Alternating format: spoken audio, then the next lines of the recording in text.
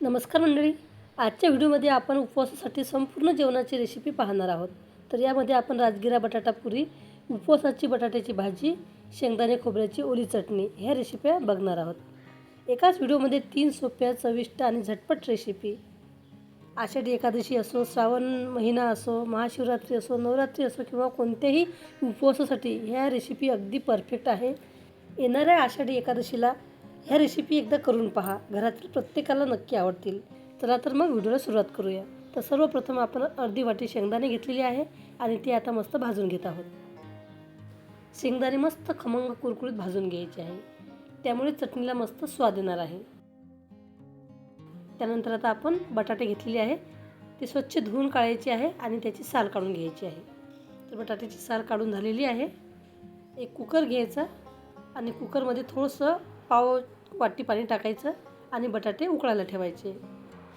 बटाटे 2 ते 3 शिट्टी होईपर्यंत मस्त उकळून घ्यायचे आहेत. तर आपण 2 बटाटे पुरीसाठी वापरणार आहोत आणि 2 बटाट्याची भाजी करणार आहोत, म्हणून मी टोटल 4 बटाटे घेतलेले आहे. झाकण लावायचं आणि 2 शिट्ट्या काढून घ्यायच्या. तर शेंगदाण्याची साल काढून घेतलेली आहे. पाव वाटी ओलं खोबरं घेतलेलं आहे. 3 ते 4 चवीनुसार मिरच्या घ्यायच्या आहेत. चवीनुसार मीठ घ्यायचं आहे.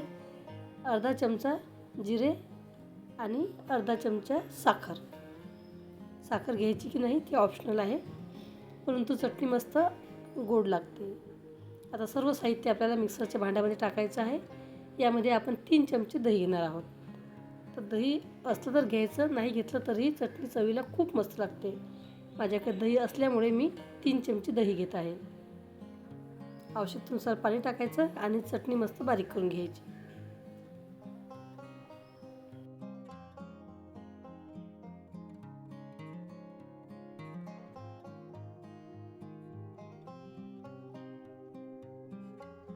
चटणी मस्त बारीक झालेली आहे, ती आता एका भांड्यामध्ये काढून घेऊ. मिक्सरचं भांडं घेऊन त्यामध्ये 2 हिरव्या मिरच्या घेतलेल्या आहे, ह्या कमी तिखट आहे, आणि अर्धा चमचा जिरे घेतलेले आहे.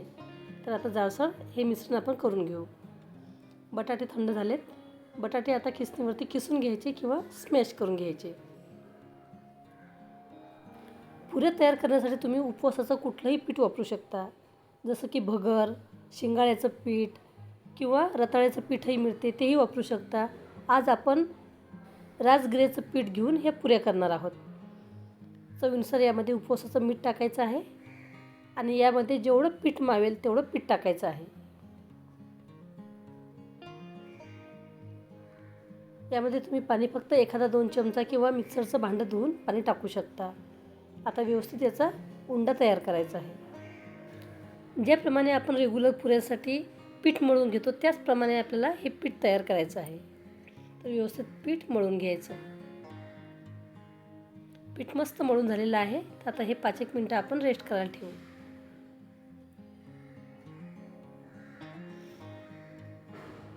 हाताला तेल लावायचं आणि परत पीठ थोडंसं मळून घ्यायचं.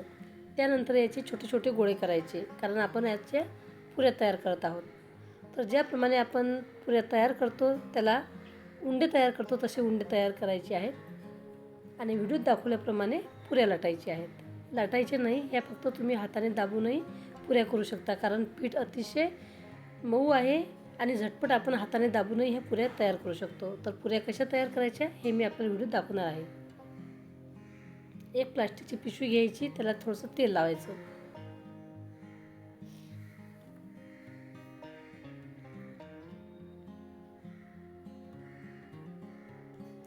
सुरुवातीला हे पीठ आपल्या हाताला चिटकते, तर हाताला तेल लावायचं आणि अशा पद्धतीनं ह्या पुऱ्या करून घ्यायच्या आहेत.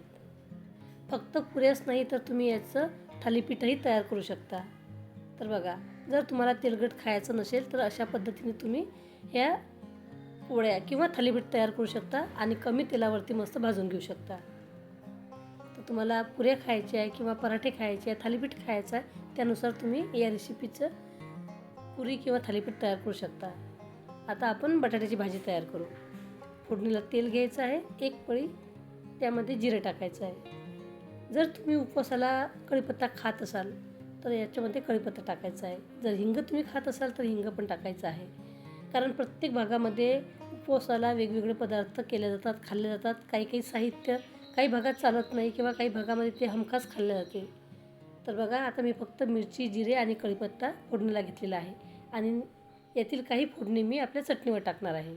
एक प्रकारे आपल्या चटणीला आपण तडका देऊ. फोडणी मस्त भाजून तयार झाली आहे. त्यामध्ये बटाटा टाकायचा, उपवासाचं मीठ टाकायचं. काही भागामध्ये तर कोथिंबीरसुद्धा वापरतात. तर ज्याप्रमाणे तुम्ही उपवासाला ज्या वस्तू खात असाल त्या वस्तूचा वापर करावा. मी दाखवला म्हणून तुम्ही त्या वस्तू घ्यायच्या नाही, जसे की कढीपत्ता झाला. तर आता भाजी मस्त परतून घ्यायची आहे. बटाटे तर शिजलेलेच आहे, फक्त मीठ तिखट याला थोडंसं व्यवस्थित लागेल तोपर्यंत भाजी परतून घ्यायची आहे. आपली भाजी तयार होते. माझ्याकडे शेंगदाण्याची उपवासाची चटणी आहे, तर ती मी थोडीशी टाकणार आहे. तर तुम्ही यामध्ये शेंगदाण्याचं कूटही टाकू शकता. अशा प्रकारे बटाट्याची भाजी तयार करायची. आता आपली शेवटची रेसिपी आहे पुऱ्या. पुऱ्या तळण्याची प्रक्रिया. त्यासाठी आपण कढई ठेवलेली आहे, त्यामध्ये तेल टाकलेलं आहे आणि तेल मस्त गरम झाल्यानंतर यामध्ये पुरी टाकलेली आहे. याच पद्धतीने तुम्ही सर्व पुऱ्या तळून घेऊ शकता आणि पुऱ्या कमी तेलकट होता, यांना अजिबात तेल लागत नाही. परंतु जर तुम्हाला पुऱ्या खायच्या नसतील किंवा तेलकट उपवासाला खायचं नसेल तर तुम्ही थालीपीठ तयार करू शकता.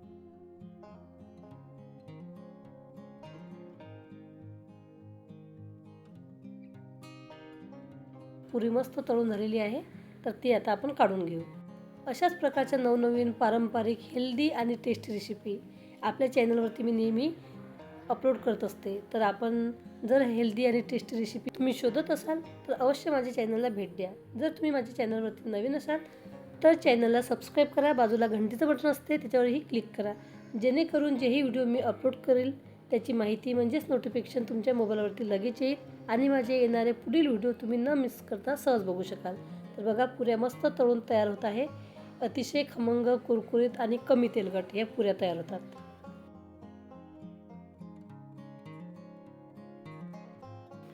तसेच मी काही थालीपीठही तयार केलेले आहे, तर ते तुम्हाला भाजून दाखवणार आहे. तर बघा, अशा प्रकारे तुम्ही थालीपीठही तयार करू शकता. कमी तेलामध्ये आपण मस्त खमंग थालीपीठ भाजून घेऊ शकता.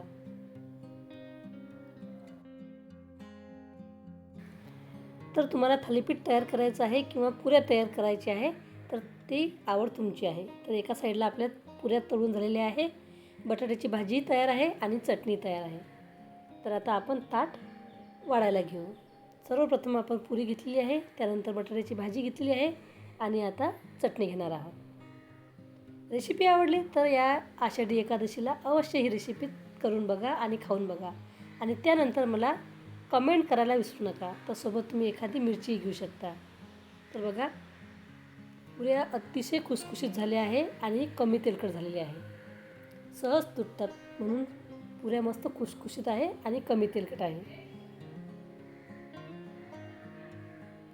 रेसिपी आवडली तर रेसिपीला लाईक करा, कमेंट करा, जास्तीत जास्त शेअर करा. या मंडळी जेवायला.